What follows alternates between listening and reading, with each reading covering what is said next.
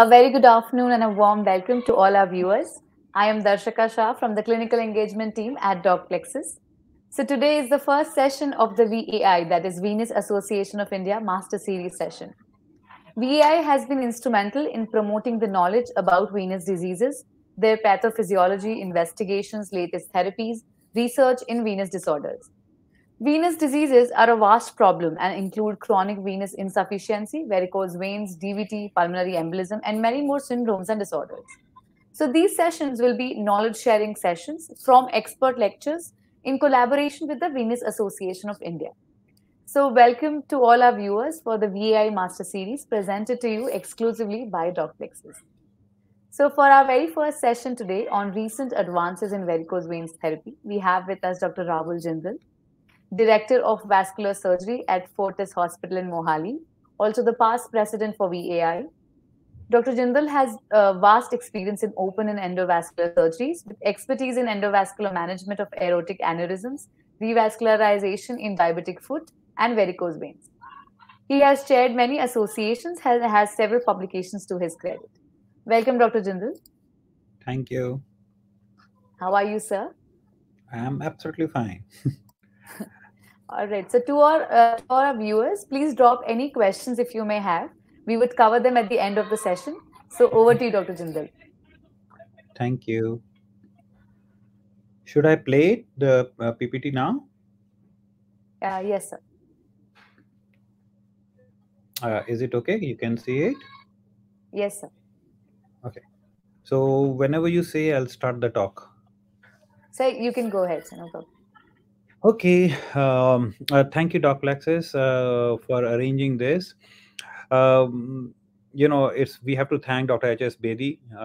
He's the current president of Venous Association of India now, for working towards arranging a series of talks by Venous Association of India on doc plexus. We will start with varicose veins because it's a very, very important topic, and it covers a huge number of patients who suffer from this disease. So we will start from very beginning. What are varicose veins? And go up to the all the treatments which are available in the world. I really do not have any conflicts of interest. So when you say varicose vein, there is a standard international classification by which we can differentiate, does the patient has got a minor disease or a severe disease. So that's called a SEEP classification, and it's based on clinical manifestations, etiology, anatomical distribution, and pathophysiology. When we say the minor varicose veins, so we go for C1, and when we go to the severe varicose veins, we go for an active venous ulcer, which is at C6 stage. So that's why you need to differentiate, because when we say varicose veins, so there are different varicose veins what we have. So that's why we need to differentiate between that. Now the next topic of this is, so what are the stages of varicose veins, which we must understand. Now the stages of varicose veins, we go for, here is the first stage, what we call C0 and C1. So C0 means no varicose veins, and C1 means reticular or spider veins on the legs. C2, we got these type of varicose veins on the leg, and when the varicose veins stay for a long time, they start producing skin changes, and what we call C3. And then we go to the next stages where we get pigmentation and lipodermatosclerosis called C4. And the C5 actually is one stage earlier, where what we call a healed venous ulcer, and C6 is a venous ulcer. So once you think that your patient has varicose veins, so one of the investigations which you can do is a duplex venous scan. Now, in terms of clinical findings, so varicose veins are always should be examined in a standing position. So when the patient comes to you with symptoms of dull aching pain, they get a swelling by the end of the day, or they get seen dilated veins on the leg, then pigmentation or an ulceration, you should always examine the patient in the standing position for varicose veins. So once you have done the varicose vein examination, then you should also look into the pulses of the patient, because we may have to do the compression. So you need to look into that. So once you have diagnosed that this patient has got varicose veins, Then in terms of investigation, one of the only investigation what we need is a duplex venous scan. If the duplex venous scan is done properly, it can actually tell you about everything about the deep veins, which valves are not functioning, and where exactly the reflux is, which is causing this problem to this patient. And at the same time, you can also assess the arterial system in some obese patients where it may be difficult to feel the pulses. There are various complications which can happen as we go through the stages. So we have seen if we don't treat varicose vein, what happens. And one of the most common complication what we see in the practice is a rupture. So we see around 7 to 8 patients per month with a venous rupture, with a bleeding from the varicose vein, which used to be considered a very rare complication. But as patients are neglecting more and more this disease, so we are seeing much more number of patients. Then you can also see with the skin changes at the angle, varying from minor skin disease to dermatitis to venous ulcer. And this is not a good condition to go, because once your skin gets destroyed, it cannot be reverted back. Then you can also see patients with thrombophlebitis, because if it's a long-standing varicose veins, you can form a clot in these veins and result in inflammation and the clot in the long saphenous vein or in the short saphenous vein or the varicosities. In treatment options, we've got multiple treatment options as you can look into that, and we'll start one by one. One is that you have to understand why exactly varicose vein happen. We don't know the full history. Like, can we prevent varicose vein? This is a very common question asked by the patients. So we normally don't have an answer to this question because exact reason for varicose veins is not known. So most of the varicose veins happens because of idiopathic reasons, but definitely we know that there are some risk factors.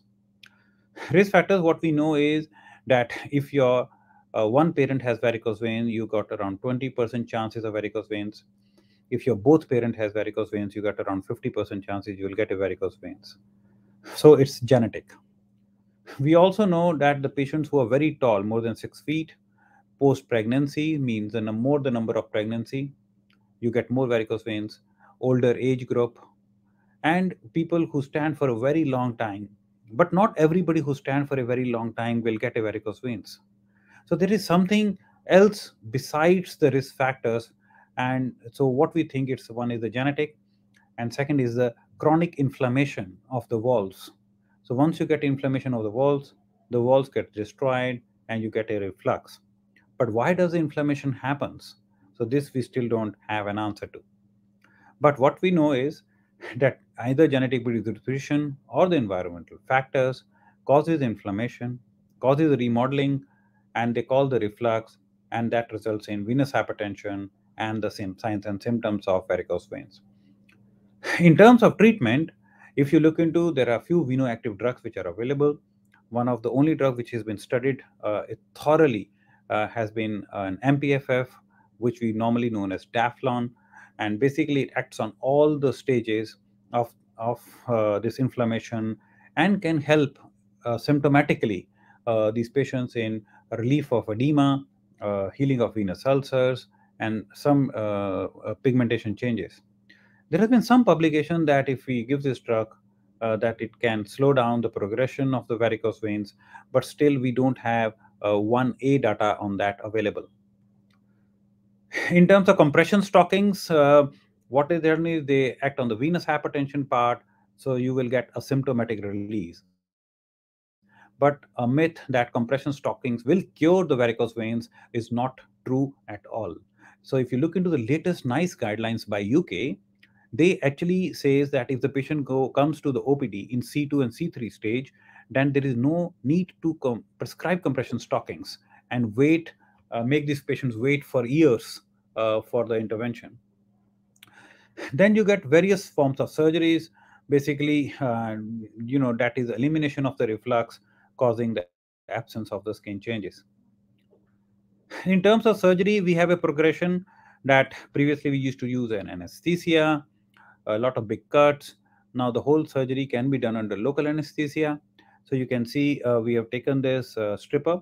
We in local anesthesia we go from below to up. And we, wherever in the groin we found the stripper, on an ultrasound, we make a small cut and take the stripper out and ligate the vein and do the reverse stripping of this vein as it has been shown here. This whole procedure is done under local anesthesia, and patient can go home just after 1 hour, just like in laser.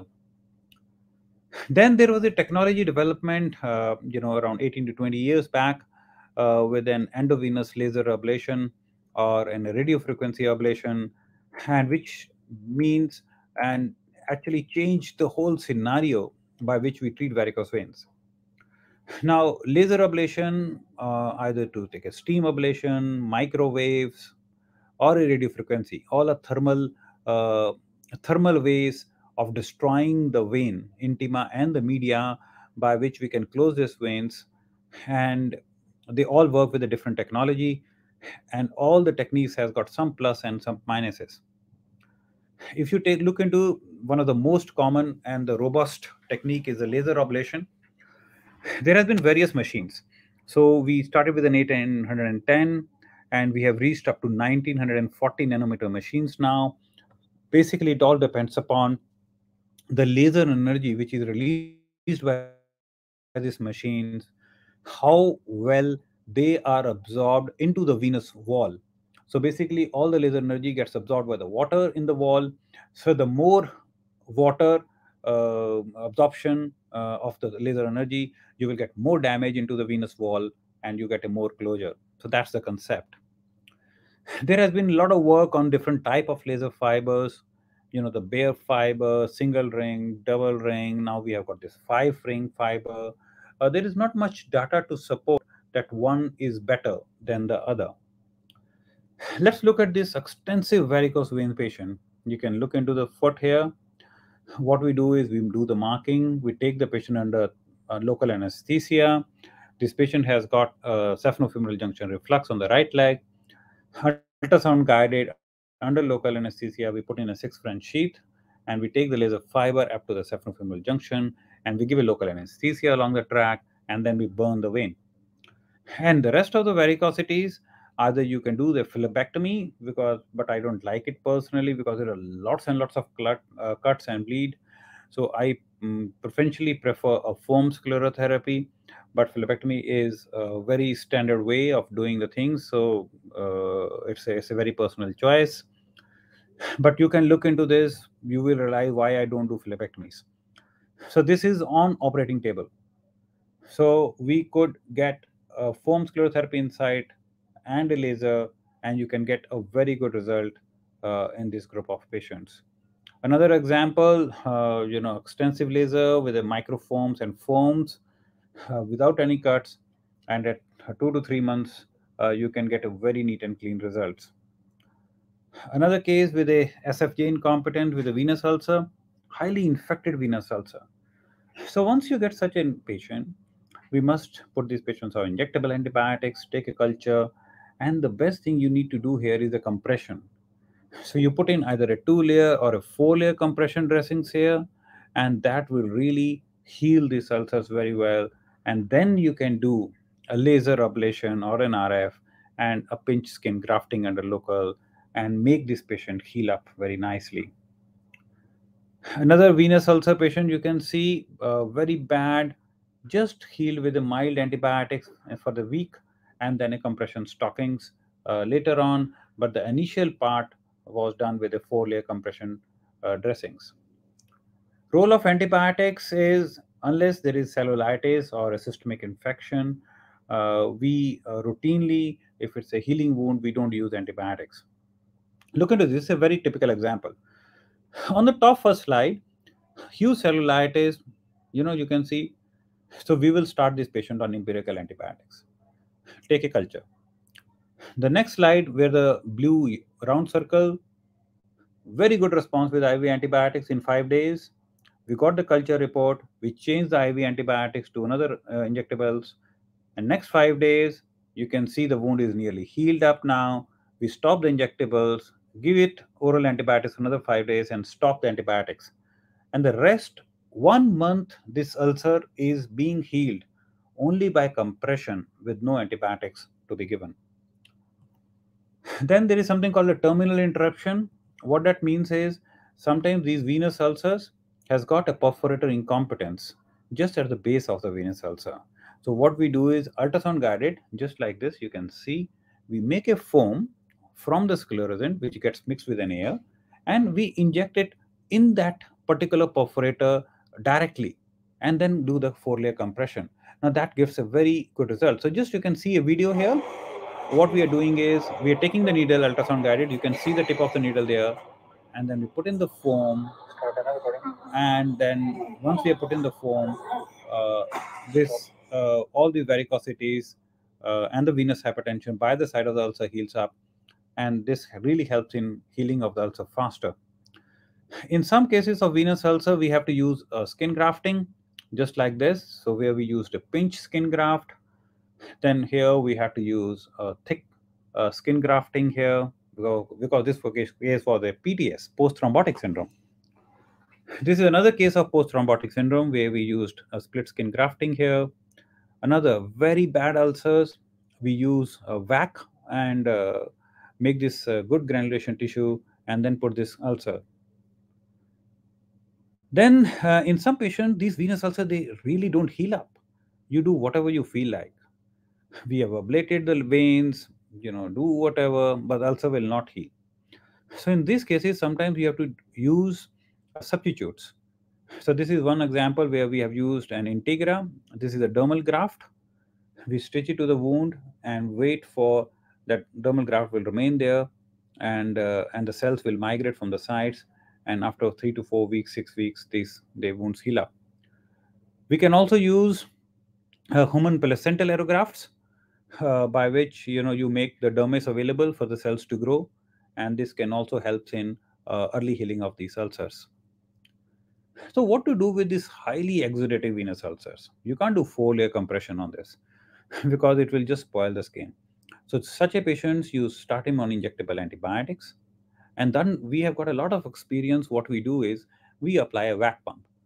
So on the first day, with some painkillers, we apply these patients on vac pump, and then on the vac pump we do the 4-layer compression, and we have found a very good result in selected group of patients.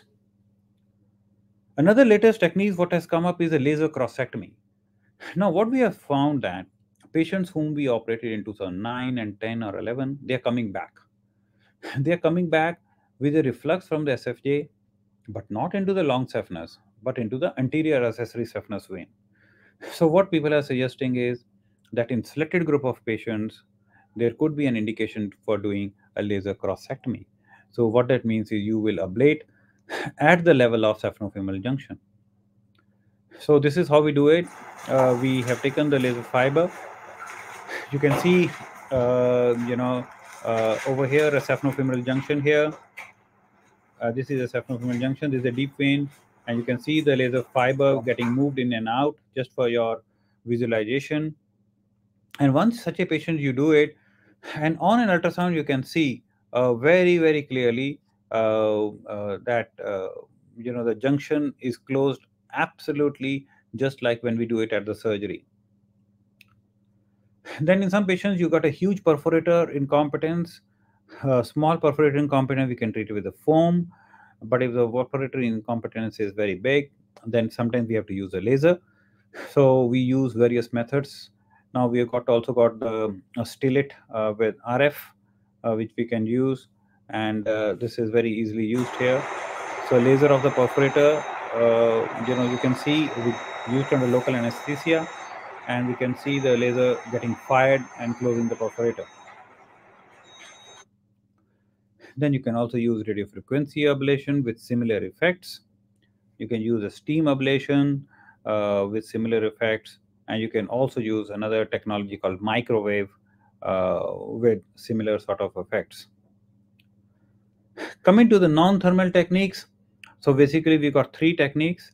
One is the basic foam sclerotherapy.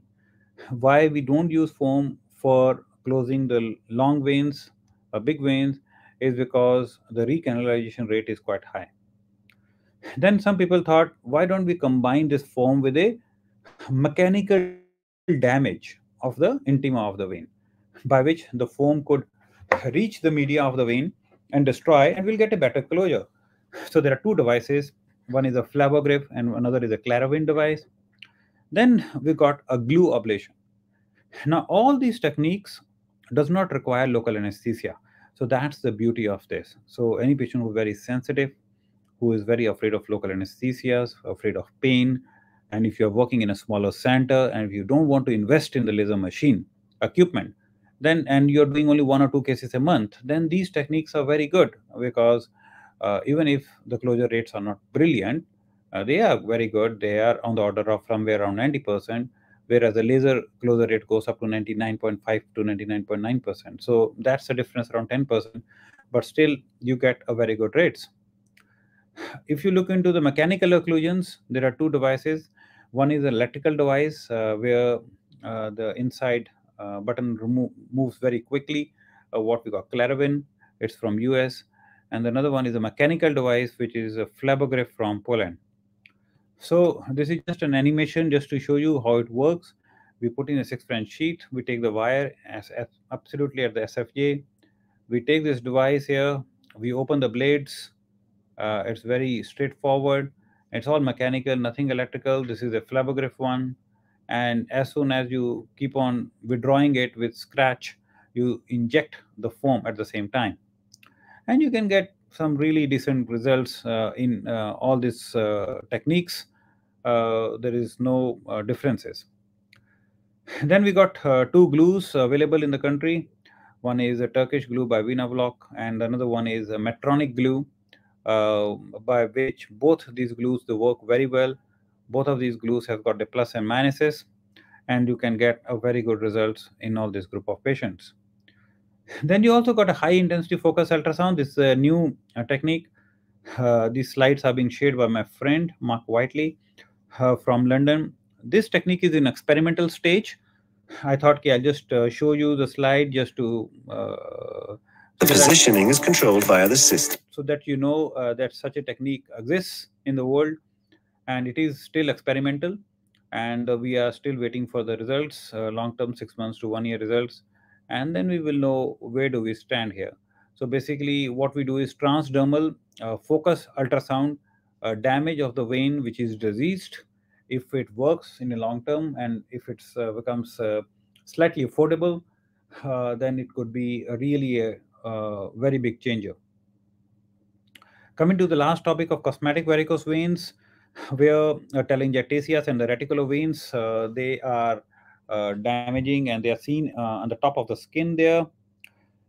There are various methods for treating them.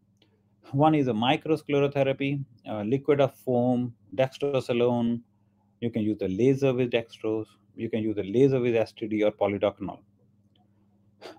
And there is a new, a lot of papers have been published from Brazil on this technique called CLAX, where we combine this transdermal laser with sclerotherapy and skin cooling, and this is all done under augmented reality, and you can get a very good results cosmetically.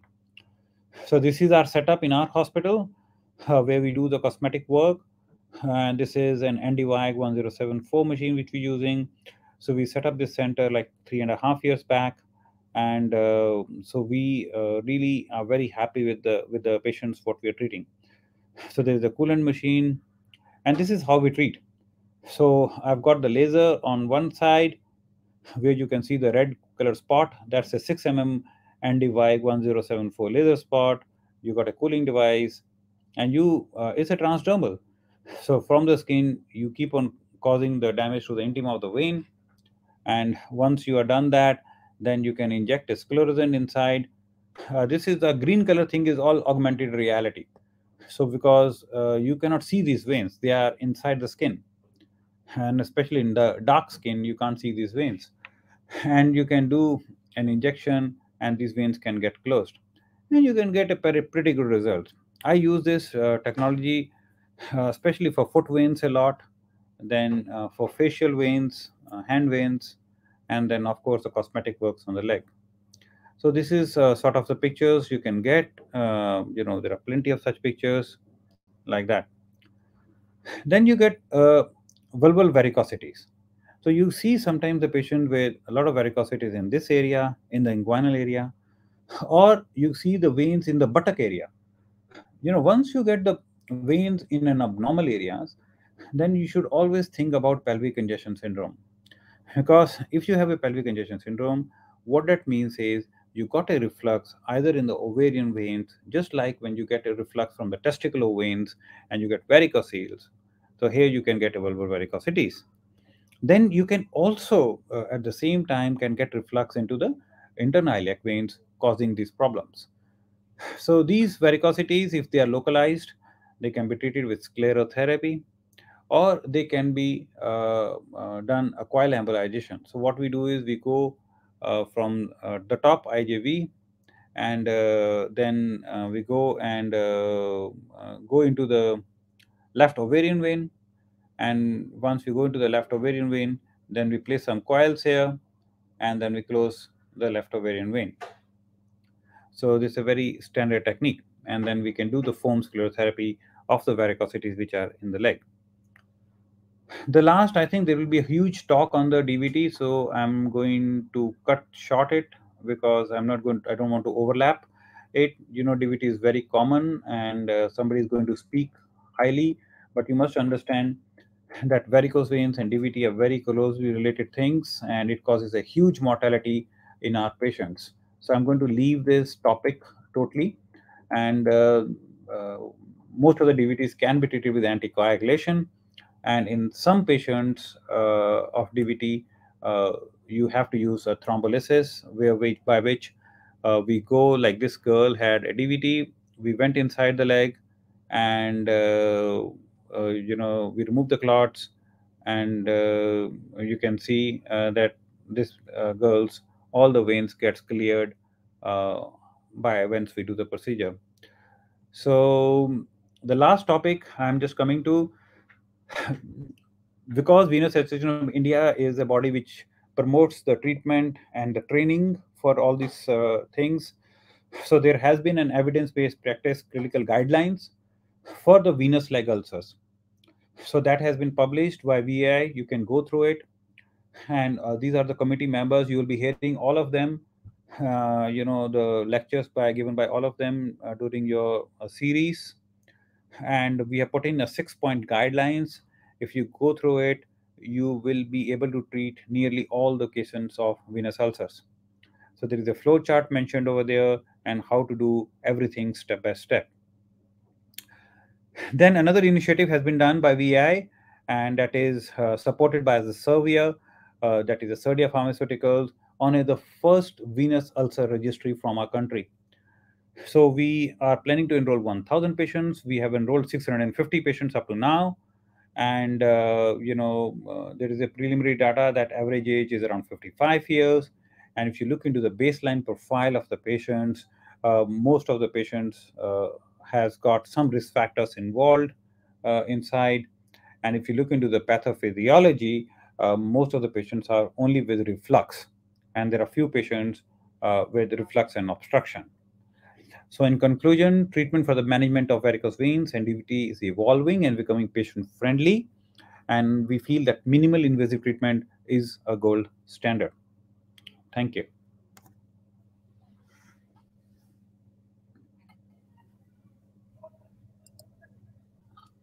Thank you so much, sir. Wonderfully presented. And I think you did take us to all the recent advances that we see in varicose vein therapy. So we have a couple of questions from our audience. So could we take those now? Yes, please. Yeah. The first question is, what is the post-operative recovery time for laser and sclerotherapy? Is by Dr. Pradeep Kumar.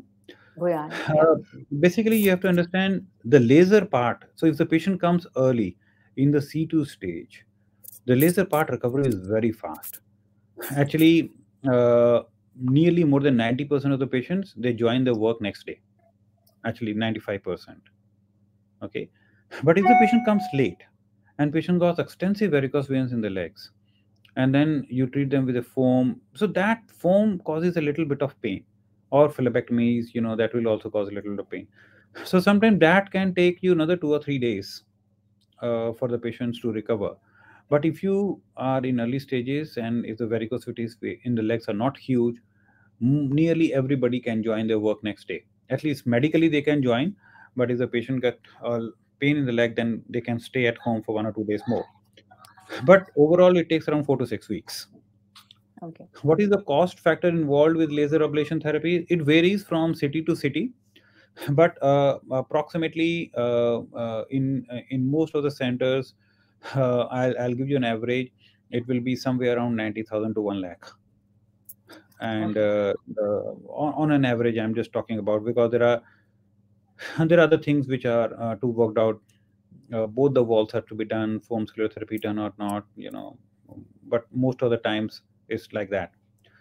Now, because the patient does not need to be admitted in the hospital, and all the laser ablations are done under local anesthesia, and the patient should be going into the hospital and walk out, and it should take not more than 1.5 to 2 hours in the hospital. So that's the beauty of laser, because you don't have to get admitted in the hospital, and so you can just walk home. So actually, some of our patients, they fly from all over the country, and they get it done and they fly back uh, the same evening. So you can see. So what are the pros and cons of endovascular heat ablation? You see, the pros is very simple. The pros is the closure rate. The closure rate is very good. It's crossing, if it's done properly, uh, is nearly 99%. Now, the cons are many. One is you have to use local anesthesia to the patient, which, if the operator is not good, then it can cause you a lot of pain. If the patient is very sensitive, the patient can feel a lot of pain.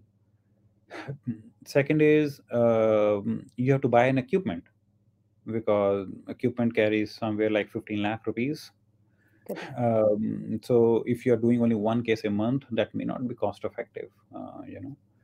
So so these are the drawbacks. Now there are other drawbacks, like a lot of bruise, nerve injuries, and these are very rare now. Nerve injuries we saw 14 years back. So what that means is, now actually talking, we should not be talking about uh, endovenous heat ablation causing a nerve thing, because that is, I personally feel, it's all technical. Either Okay. you're not doing it properly, or you're giving too much heat, or you're not giving local anesthesia properly, and so it should be a very, very remote complication. And bruising, with the new lasers 1940, we are finding that the bruise is hardly there with the Okay. laser. So very, very rare.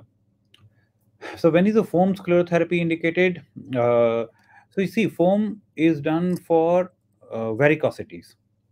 So the main veins, like the long saphenous, the short saphenous veins, if you try to close them with the foam, then your closure rates is not very good. So that's why we try to do it with the lasers or the heat energy. And the rest of the varicosities in the legs, or a minor perforators, you can close them with the foam. And especially foam can also be used for recurrent varicose veins. So sometimes after 2 years or so, patient can come back to you with a small varicosities over there. So you can use a foam, which works very well. And foam can actually done in an OPD. So we actually do foam only in the outpatients. Okay. So, Okay. one more question. Mm-hmm. So, what are the recent international guidelines in terms of varicose veins intervention? Yeah, I have already covered you that. Okay. International guidelines is uh, all the patients after stage C2 are indicated for an ablation. Okay. And if you look into the different techniques involved, so laser and radio frequency are the gold standard now. Microwave, steam, they are not at present in the competition. Correct. Along with glue and mocha, they are there and have got specific indications, and give that we can give the choice to the patient for both the techniques. But actually talking, all the four techniques are in the guidelines now. Sure, sir. One last question. So, how do you manage recurrent varicose veins after surgery? Do you see As I such told cases, you, sir? Yeah. yeah, definitely. every surgeon will see a cases of recurrent varicose veins. So that's why we call it a CVD, chronic Correct. venous disease. Chronic means long term. You cannot cure varicose veins. Yes, there are some patients now, because from number of years we are seeing these patients, we can detect that if your patient has got only a single valve which is not functioning, a very localized varicose veins, normally what we have observed is that these patients does not get recurrence. But otherwise, a lot of patients will get a recurrence, but most of the patients will get a very minor recurrence for which they don't require treatment medically. Okay.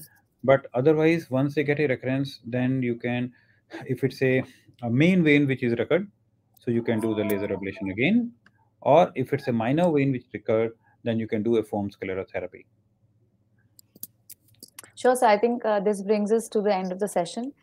Thank you so much for answering all these Okay. questions so well. Thank you for your time and effort in putting Thank you, together such a Lakshmi. beautiful session, sir. No, To thank our you, dear Lakshmi. viewers, thank you so much for attending the session. Do share any more questions if you have.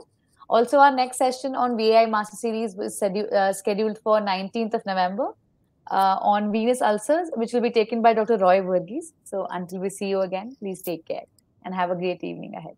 Thank you so much, Dr. Thank you, Jaldi. Lakshmi. Thank you. Bye-bye. Bye bye. Thank you, sir.